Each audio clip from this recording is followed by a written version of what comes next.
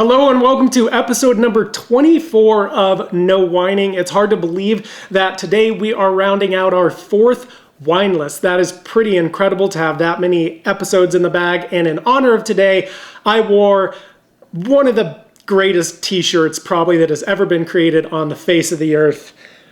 Bone Thugs and Burgundy. If you know, you know. All right, let's get into our first wine for today. This is a 2019 Domaine de Baumard Sauvignon. This is around a $40 bottle of wine. The variety on this is Chenin Blanc, and the region is Sauvignon from the Anjou in the Loire Valley. Here's some information from the tech sheet online. It says Sauvignon is a tiny region located on the northern banks of the Loire River. The entire appellation consists of fewer than 360 acres of vines, all planted to Chenin Blanc. The southeast facing vineyards are planted on unique soils composed of schistous volcanic debris mixed with sandstone and granite, imparting a strong, intensely original minerality to the Chenin Blanc grape. The average yields for the appellation are well below permitted levels, and actually the lowest of any dry French white wines. The resulting wines have stunning concentration and perfume. The combination of this concentration with the naturally high acidity in the Chenin Blanc grape results in wines capable of lasting and improving for decades. The grapes are whole bunch pressed in a pneumatic press. All right, it further says pressings are gentle and fractional, meaning that Florent Baumard collects the pressed juice at ascending intervals of pressure and ferments the lots separately. The wines are fermented in stainless steel tanks at low temperatures on their lees. No wood is used in the winemaking or aging process. Again, really important. Which Florent believes allows him to achieve a purer expression of site, or in other words, terroir. The wine then spends 9 months on the lees and tank before being bottled. Again, we are doing a Chenin Blanc from the Loire Valley. Last week we did one from Vouvray, so just have that in your memory bank as we're kind of comparing and contrasting these two wines. All right, let's get into this one. All right, I'm going to call this wine a pale gold color.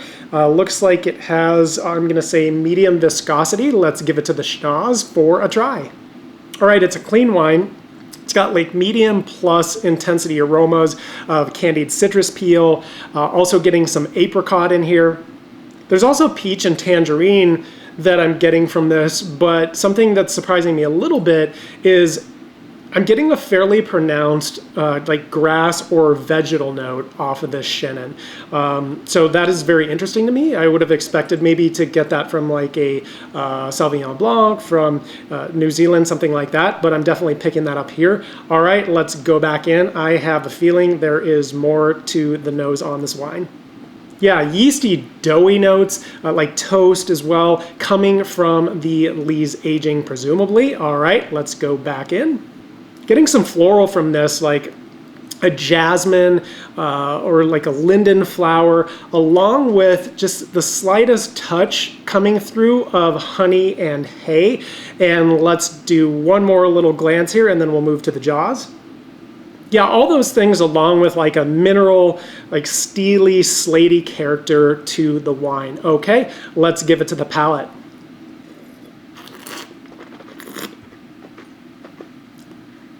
That is dry.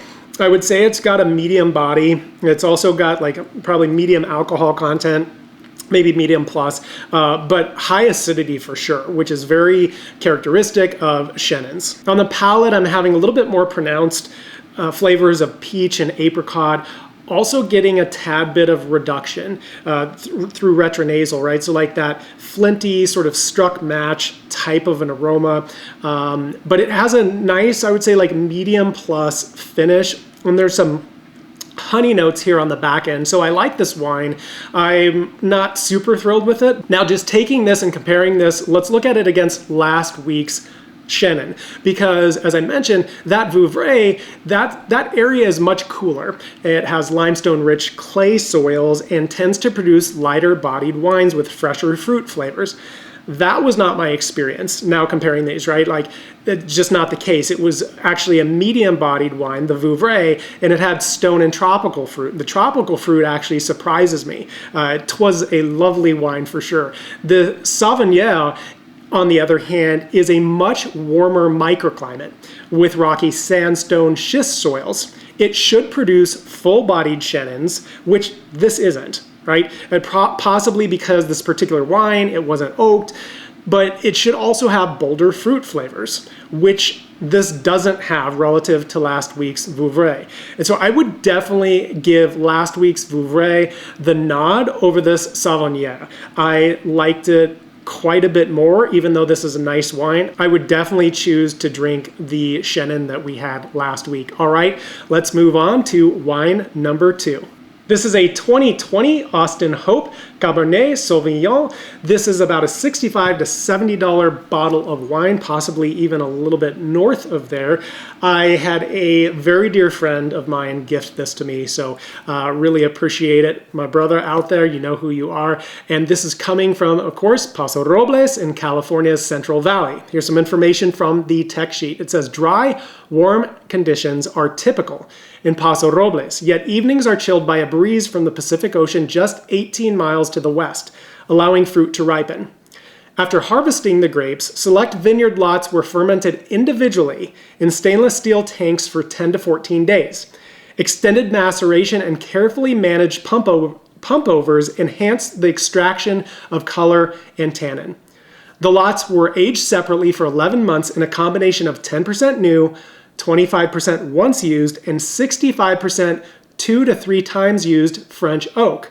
Through a combination of tasting and analytics, our best lots were determined, and the initial blend was assembled in late summer of 2021. As a whole, the blend was aged an additional 2 months in 75% new and 25% once used French oak. The wine was racked just once during its cellar life, with the final racking occurring just prior to bottling. All right, let's get into our second wine. This wine is a deep purple, high viscosity there, I would say, some staining of the tears. Okay, let's try it on the schnoz. I'm gonna say medium plus intensity aromas of like ripe black cherry and black currant. Probably some stewed strawberry as well. Let's go back in. Yeah, like cooked black plum, some blackberry bramble even is in here. This is nice. I'm liking this on the nose. Dried rose petal, vanilla, brown sugar. This just keeps going and going. Cedar, licorice, smoke, say like black cherry cola. Oh my God, we are not done yet. I'm gonna round this out with caramel and sweet tobacco. It's also got some hints of here of capsicum, right, like bell pepper. So now it is time to take it to the jaws.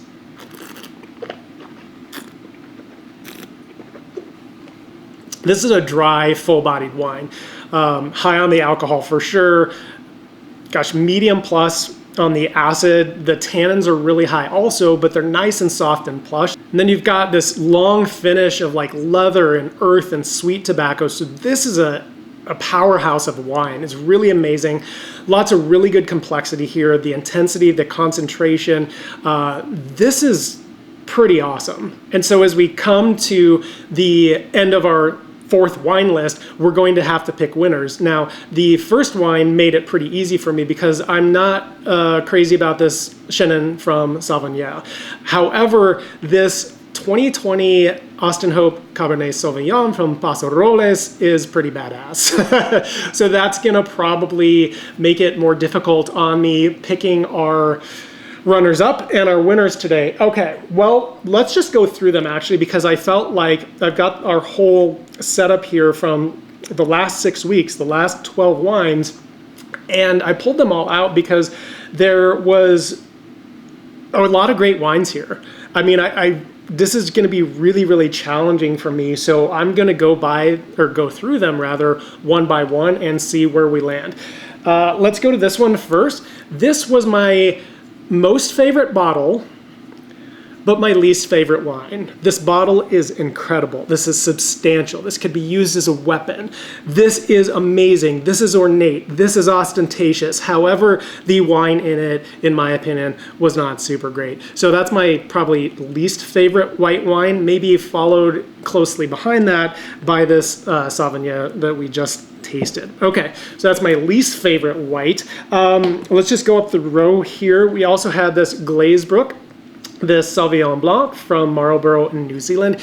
This was only like $14 or $15, I think. So if you like Sauvignon Blanc, this is an amazing value. This was actually super tasty, really well put together.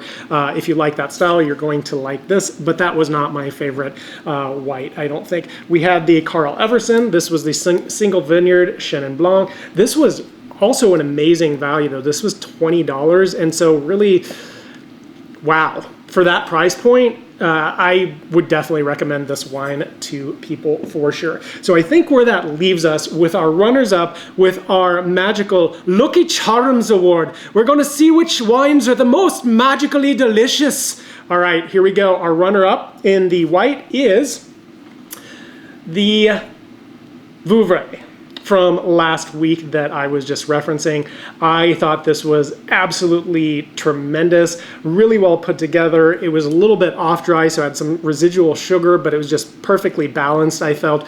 Had some amazing flavors in it, so I'm going to give this the runners up, and I will give you the winner and come back to that in a moment. But first, let's go through our red wines. This Malbec from Argentina was not my favorite. It was actually my least favorite red, which kind of surprised me because I tend to enjoy Malbecs from this area, but I just wasn't vibing with it for whatever reason. That's my least favorite.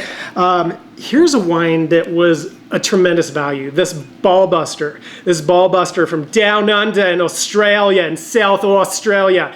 This was busting of the balls by Tate. This is a $20 bottle of wine and had pretty amazing like intensity and complexity, some sophistication, but it was a really, really powerhouse wine. So if you like that style, I thought this was an amazing, amazing value. Now we're kind of getting down to brass tacks, and this is the Pomerol, which was the first red that we tasted in this new wine list. And I said at the time, wow, we may have started a little bit too high because this is going to be very difficult to beat. And it really, really, really has been. This still sticks in my memory. This is like one of those wines that you meditate on that just keeps evolving, and you think about it and it kind of transitions to something else. This was amazing quality, outstanding quality, really. So I love this. I am going to say, however, that I'm going to give the runners up spot to... Okay, I'm going to give the runners-up spot to this Cahors because it was $20. And this was also an outstanding wine for $20 from France. This is just like one of the best values that I have found in a very, very long time. I love this wine. I really, really loved it. I'm having it as the runner-up because it's not the very best wine in the entire bunch, but it was actually really close. So that is that. And I think the one that actually takes the whole thing for the red wines is going to be this Merivale. This 2019 Pinot Noir. This was from Los Carneros in the Napa Valley. This was around $40 or $45 and just exquisite. So that is the red wine winner. The white wine winner, coming back to that, is this Chablis. This was super awesome, super tasty, also about the same price point, right? Like these are both around $40 to $45 bottles of wine, and well worth it. I would say that although there were some maybe better value wines, these are worth the extra price if you're willing to spend for a little bit of extra delight. I hope you've enjoyed these first 4 wine lists that we just completed today, and I can't wait to see you back in episode 25 and wine list number 5.